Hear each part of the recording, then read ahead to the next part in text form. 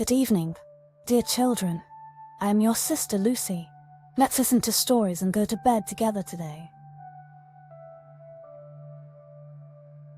How are you all doing tonight? I hope you've had a wonderful day filled with laughter and fun. Are you snuggled up in your cozy beds, ready for a magical adventure? I've got a very special story to share with you tonight, and I just know you're going to love it. Before we begin, let's take a deep breath together. Breathe in and out. Feel your body relaxing, sinking into your soft pillows and warm blankets. Can you hear the gentle whisper of the wind outside your window? It's almost as if it's telling us to get ready for a bedtime tale. Now, close your eyes for a moment and imagine the sound of waves lapping against the shore. Can you smell the salty sea air? That's right.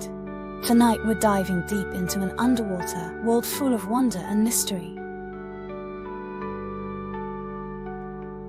Are you ready to meet a brave little mermaid who dreams of exploring the world above the waves? She's curious, just like you, and has a heart full of love and courage. I bet you'll make fast friends with her. So let's get comfortable, snuggle up with your favorite stuffed animal, and let the magic of our story wash over you like gentle ocean waves. Are you ready to begin our adventure under the sea? In a vast, shimmering ocean, far beneath the rolling waves, there lived a young mermaid princess named Coral. She was the youngest of 7 sisters, each more beautiful than the last, with long, flowing hair that danced in the currents and tails that sparkled like precious gems. Coral's home was a magnificent underwater palace, built from the finest pearls and adorned with colorful coral reefs. Schools of fish swam through its grand halls, and friendly sea creatures of all kinds called the palace grounds their home. King Neptune, Coral's father, ruled the seas with wisdom and kindness, ensuring peace throughout his watery kingdom. Unlike her sisters, who were content with their lives under the sea, Coral had always been fascinated by the world above. She would often swim to the surface, peeking her head above the waves to catch glimpses of ships sailing by or birds soaring through the sky. She collected trinkets that fell from passing boats, treasuring each item as if it were made of gold. Coral's grandmother, a wise old mermaid with silver hair and eyes that twinkled like starlight, told her stories of the human world. She spoke of strange creatures called humans who walked onto legs instead of swimming with tails. These tales only fueled Coral's curiosity and desire to explore the world beyond her watery home. As Coral's 15th birthday approached, she grew more excited with each passing day. In mermaid tradition, a 15th birthday marked the first time a young mermaid was allowed to swim to the surface and see the world above with her own eyes. Coral could hardly wait for this magical moment, dreaming of what wonders she might discover. The night before her birthday, Coral could barely sleep. She tossed and turned in her bed of soft seaweed, imagining the adventures that awaited her. Little did she know that her journey to the surface would be the beginning of a tale filled with love, sacrifice, and the true meaning of belonging. On the morning of her 15th birthday, Coral woke up with excitement bubbling in her heart. She swam as fast as her tail could carry her, racing towards the surface. As she broke through the waves, she gasped in awe at the world above. The sky was a brilliant blue, dotted with fluffy white clouds, and the sun shone brightly, warming her face. In the distance, Coral spotted a magnificent ship sailing across the horizon. Curious, she swam closer, careful to stay hidden beneath the waves. As she approached, she heard the most beautiful music drifting from the deck. Peeking above the water, she saw a handsome young prince standing at the bow of the ship, playing a flute. The prince's melody touched Coral's heart, and she found herself falling in love with him at first sight. She followed the ship, listening to the music and watching the prince, until suddenly, a terrible storm broke out. The waves grew tall and fierce, tossing the ship about like a toy. Coral watched in horror as the ship was torn apart by the raging sea. The prince was thrown overboard, and without hesitation, Coral dove to save him. She wrapped her arms around him and swam with all her might, fighting against the stormy waters until she reached a nearby shore. Exhausted, Coral laid the unconscious prince on the beach. As the sun began to rise, she heard voices approaching. Knowing she couldn't be seen, Coral reluctantly slipped back into the sea, but not before placing a gentle kiss on the prince's forehead. Days passed, and Coral couldn't stop thinking about the prince. She longed to be part of his world, to walk on land and dance to the music she had heard.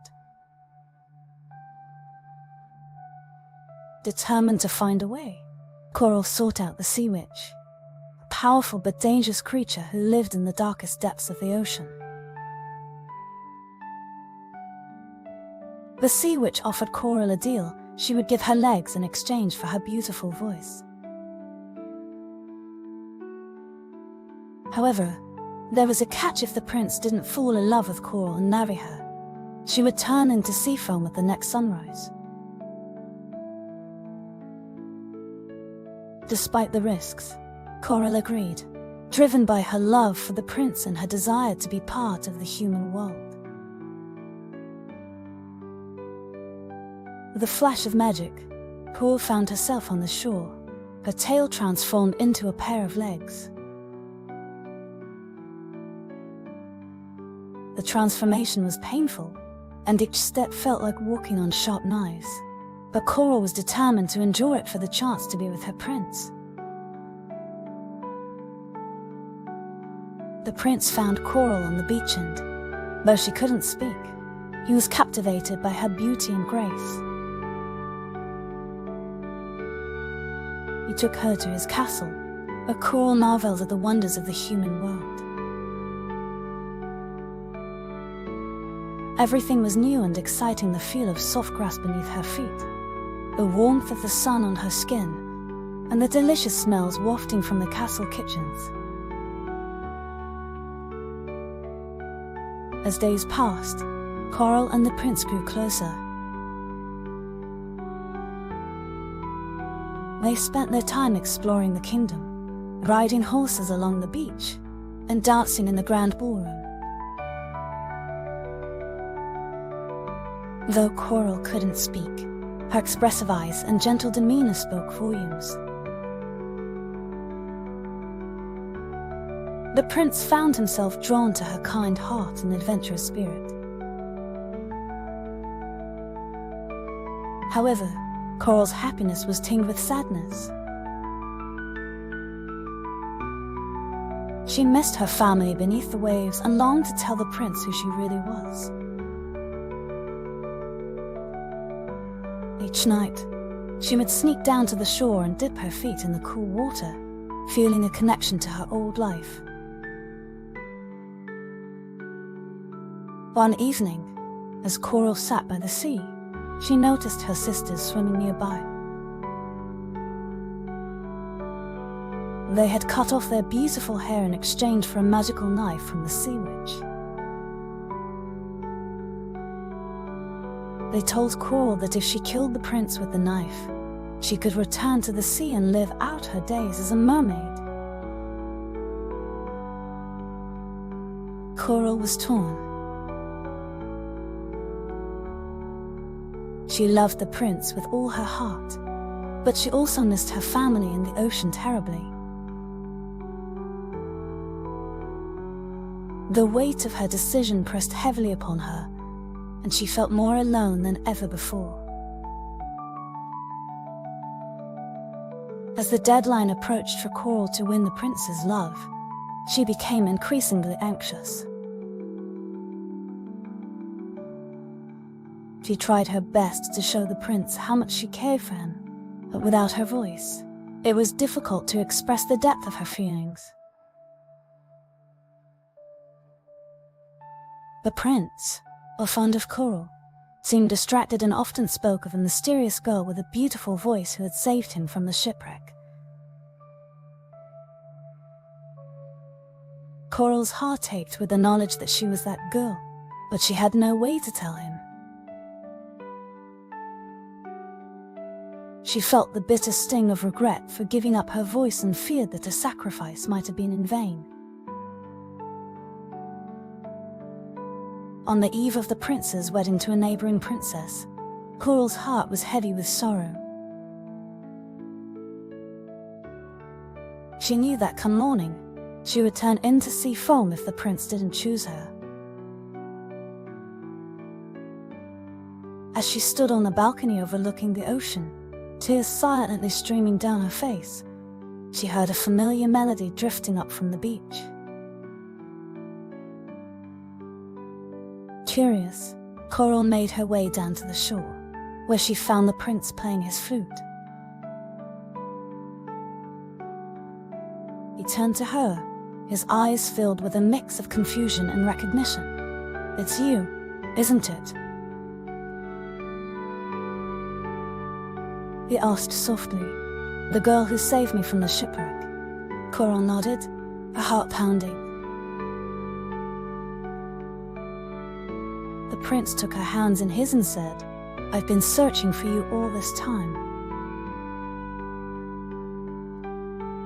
I thought I'd never find you, but now I realize you've been here all along." In that moment, something magical happened.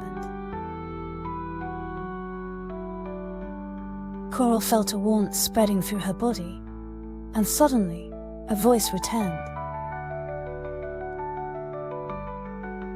"Yes, it's me," she said, a voice ringing out clear and beautiful. "I gave up my voice to be with you, but I couldn't tell you who I really was." The prince was amazed. He listened intently as Coral told him her story of her life under the sea, her rescue, and the sacrifice she made to be with him. As she spoke, the prince's love for her grew stronger, and he realized that Coral was the one he truly wanted to be with. "I don't care if you're a mermaid or a human," the prince declared. "I love you for who you are. Will you marry me?"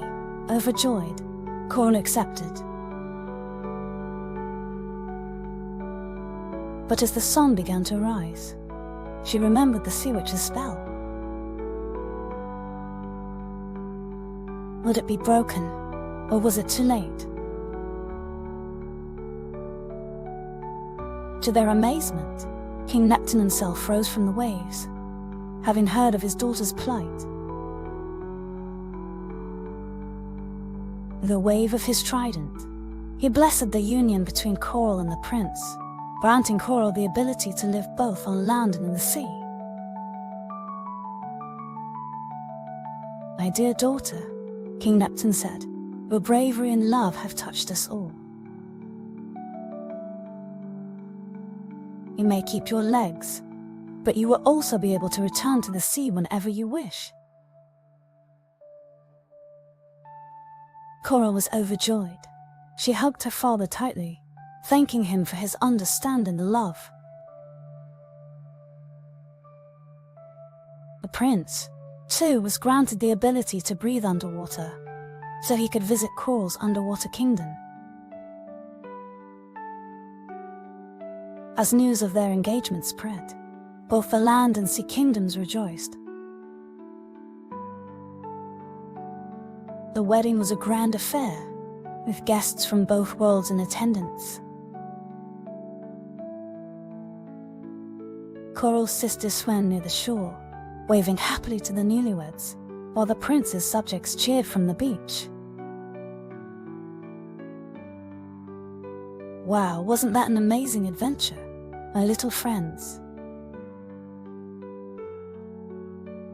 Can you imagine how Coral felt when she first saw the world above the waves? I bet it was so exciting, and wasn't the prince so brave and kind? How would you feel if you had to choose between two different worlds like Coral did? It must have been really hard for her, don't you think? But she was so brave and followed her heart. I wonder, if you could have any magical power like swimming underwater or walking on land, what would you choose? Maybe you'd want to fly like a bird instead. That could be fun too. Remember, just like Coral, it's okay to be curious about new things and to follow your dreams. But it's also important to remember where you come from and the people who love you. Do you think Coral and the prince will have lots of adventures together now? I bet they'll explore both the land and the sea, making new friends everywhere they go. Wouldn't it be amazing to join them on their journeys? Close your eyes for a moment and imagine you're swimming with Coral and her fish friends, or dancing at the prince's castle. What do you see? What does it feel like? Isn't it magical? Now, my little ones, as we come to the end of our magical underwater adventure, it's time to drift off to sleep, just like the gentle waves of the ocean. Imagine you're floating on a soft, fluffy cloud, rocking back and forth like a boat on calm waters. The stars above twinkle like the scales on Coral's tail, guiding you to dreamland. Take a deep breath in, like you're about to dive under the waves, and then slowly let it out, like the sea breeze blowing across the shore. Feel your body getting heavier and more relaxed with each breath. Think of all the wonderful things you'd like to dream about tonight. Maybe you'll swim with colorful fish, or dance with mermaids in an underwater ballroom. Perhaps you'll explore a magical castle or sail on a grand ship like the prince. As your eyes grow heavy, remember that tomorrow brings new adventures, just like it did for Coral. But for now, let the soothing sounds of the ocean waves carry you off to sleep. Sweet dreams, mother, little ones. May your night be filled with wonder and magic, just like the story of the Little Mermaid. Sleep tight, and when you wake, a new day of excitement will be waiting for you. I hope you enjoyed this fantasy journey. If you want to continue exploring more mysterious stories, don't forget to subscribe to CuddleUp Bedtime Stories. Good night, and may you wake up remembering all the wonders